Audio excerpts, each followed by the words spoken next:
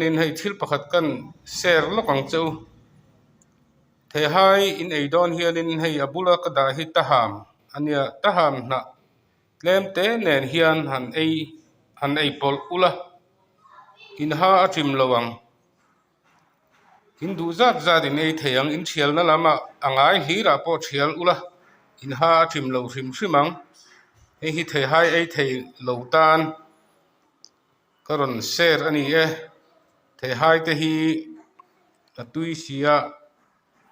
kan en liam mai thina ei thei lo hianin ei ve te hi chak oma taham na hilala the hai idu tok in ei thei to don ania hachim mi lovin ti kha karon soi ani e in ha achim lo ani chuan comment lama lom thu in ron soi don ania in ha chim ta ni le min la ron hau jok don ania cần dính chom na 轻快了。